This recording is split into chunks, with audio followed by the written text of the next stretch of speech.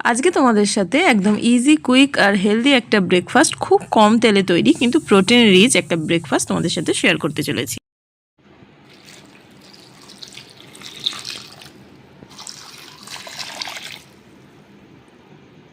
সকালের ব্যস্ততার মধ্যে যদি কিছু লাইট, টেস্টি আর নিউট্রিয়াস খেতে চাও তাহলে এই রেসিপিটা একদম পারফেক্ট। মাত্র কয়েকটা উপকরণ দিয়েই এই রেসিপিটা তোমাদের সাথে আজকে আমি শেয়ার করব। তো এর মধ্যে কিন্তু ভালো পরিমাণ প্রোটিন আছে, তাই এটা সারাদিন তোমাকে এনার্জেটিক রাখবে। আর সবচেয়ে ভালো ব্যাপার, এটা মানে একবার খেলে কিন্তু বারবার খেতে ইচ্ছা করবে। তো দেখো, প্রথমেই দেখলে আমি এটাকে একটুখানি জলে ভালো করে ফুটিয়ে নিয়েছি, খুব না 2 মিনিট মতো।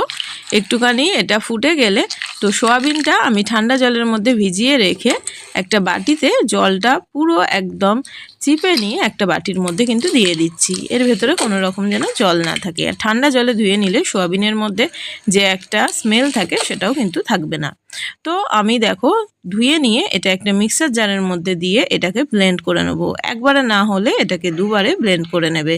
এর সাথে আমি যে কাঁচা লঙ্কা, রসুন সমস্তটা সিদ্ধ করেছিলাম সেখান থেকে 2 কোয়া রসুন আর 2টো কাঁচা লঙ্কা নিয়ে এর সাথে ব্লেন্ড করে নিয়েছি। এটা একটা বাটিতে দিয়ে নিয়েছি। আর এখানে নিচ্ছি কিছুটা পরিমাণ সুজি। সোয়াবিন আর সুজির পরিমাণ তোমরা যে যেমন খাবে সেই বুঝে দিও, এখানে কম বেশি হলে কোনো প্রবলেম নেই। এখানে দিয়ে দিচ্ছি কাঁচা লঙ্কা কুচি, পেঁয়াজ কুচি। পেঁয়াজটাকে দেখতেই পাচ্ছ একদম সরু সরু করে কুচিয়ে নিয়েছি। তো দিয়ে এখানে আমি দিয়ে দিলাম সুজিটা, যেটা ব্লেন্ড করে নিয়েছিলাম, শুকনো ঘুরিয়ে নিলাম সেটা। জল দিয়ে কোনো পেস্ট করার দরকার নেই। এখানে দিয়ে দিলাম আমি দেখো একটুখানি অল্প পরিমাণেই, দেখতে পাচ্ছ 2.5 চামচ মতো টক দই দিয়ে এটাকে একটু নুন, আর এখানে দেব লঙ্কার গুঁড়ো, আর দেব এখানে চাট মশলা। তোমাদের হাতের কাছে যদি চাট মশলা না থাকে এখানে আমচুর পাউডারও দিতে পারো। আর যদি দুটোই না থাকে সেটাও স্কিপ করলে কোনো ব্যাপার না। একটু টেস্টের জন্য আমি এখানে একটু চাট মশলা ব্যবহার করলাম। এবার এটাকে ভালো করে মিশিয়ে নেব। ভালো করে মিশিয়ে নিয়ে এখানে অল্প অল্প করে জল দিয়ে এটা একটা ঘন ব্যাটার তৈরি করে নেব। তো জল কিন্তু একবারে দেবে না, কেননা যেটুকু লাগবে সেটুকুই দেব। আমিও দেখো একদম অল্প করে জল দিয়ে দিয়ে এটা কিন্তু একটা ঘন ব্যাটার রেডি করে নেব। হয়ে গেলে এটাকে রেখে দেবে। যেহেতু এটা সুজি আছে, দেখবে জলটা দেওয়ার সাথে সাথে কিন্তু জলটা টানতে থাকবে। তো সেই জন্য অল্প অল্প করে জল দিয়ে রেখে দেবে। একটু জল দিয়ে রেখে দেওয়ার পরেই দেখবে এটা ভালো মতো সেট হয়ে গেছে।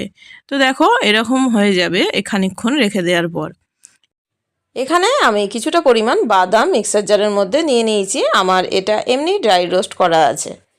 তো দেখো এটা মিক্সার জারের মধ্যে দিয়ে এখানে যে সোয়াবিনটা তো আলাদা করেছিলাম, তার সাথে যেগুলো সিদ্ধ করেছিলাম ছিল একসাথে, দেখেছো তোমরা, আদা, রসুন, পেঁয়াজ, কাঁচা লঙ্কা আর টমেটো, এই বাদামের সাথে কিন্তু এটা পেস্ট করে নিয়েছি। নিয়ে একটা বোলের মধ্যে ঢেলে নিচ্ছি।